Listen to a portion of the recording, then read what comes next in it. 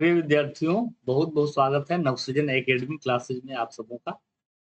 आज हम लोग क्लास 10th हिंदी का जो पहला चैप्टर है गोधुली किताब के अंतर्गत श्रम विभाजन एवं जाति प्रथा उसके क्वेश्चन आंसर्स को हल करने वाले हैं।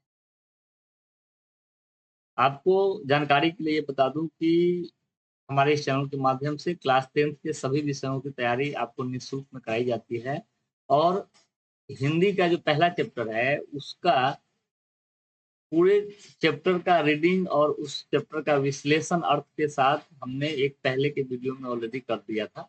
आज के वीडियो में हम क्वेश्चन आंसर के बारे में करते हैं।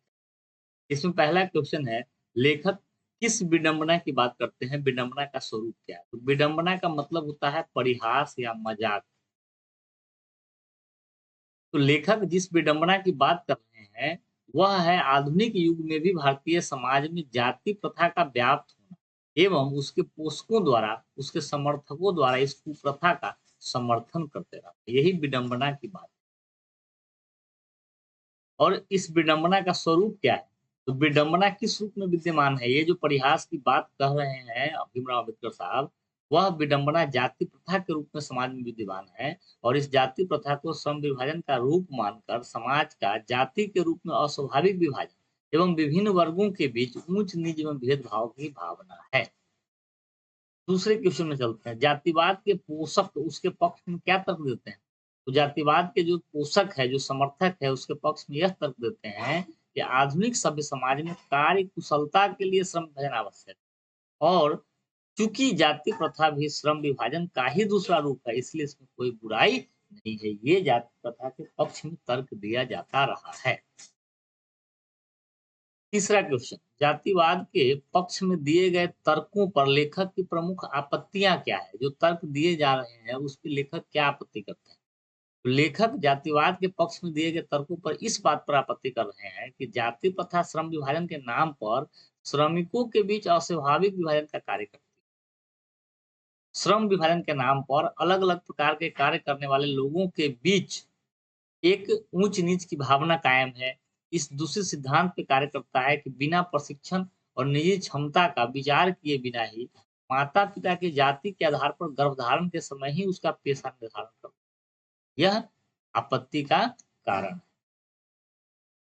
चौथे क्वेश्चन में चलते हैं, जाति भारतीय समाज में श्रम विभाजन का स्वाभाविक रूप क्यों नहीं कहा जा सकता? तो जाति जो है समाज में श्रम विभाजन का स्वाभाविक रूप इसलिए नहीं कह सकता है क्योंकि कुशल श्रमिक समाज का निर्माण करने के लिए यह आवश्यक है कि व्यक्ति अपनी क्षमता एवं रुचि के अनुसार ही अपनी पेशा या कार्य का चुनाव, जबकि जाति प्रथा पेशों के जन्म के आधार पर पूर्ण निर्धारण करती है। ये इसका स्वरूप। पांचवा क्वेश्चन है, जाति प्रथा भारत में बेरोजगारी का प्रमुख और प्रत्यक्ष कारण कैसे बनी हुई?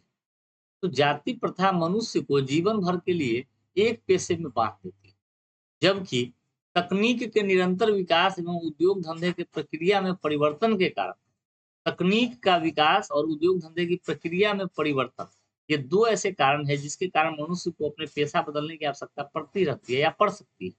परंतु भारतीय समाज पेशा परिवर्तन की अनुमति नहीं देता है, वह जाति के आधार पर ही व्यक्ति को एक पेशे में बांध कर रखता है। इसलिए जब भी कभी तकनीक का विकास हो या कोई उद्योग धंधे में परिवर्तन होता है तो लोग अपने पेशे को चेंज नहीं कर पाते हैं, जिसके कारण बेरोजगारी का एक कारण बना हुआ है। क्या? तो जाति।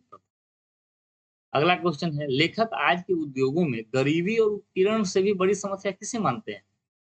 तो जाति प्रथा को ही हमारे समाज में गरीबी और उत्पीड़न से भी बड़ी समस्या मानते हैं लेखक। क्यों?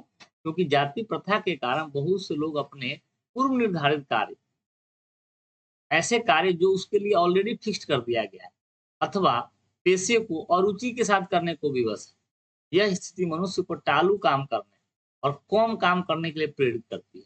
तो जहाँ लोग अरुचि के साथ काम करें और टालने के लिए या टालने की भावना से काम करें, वहाँ गरीबी और उत्पीड़न का निश्चित रूप से होना पाया जा सकता है। इसलिए जाति प्रथा को आज के उद्योगों में गरीबी और उत्पीड़न से भी बड़ी समस्या।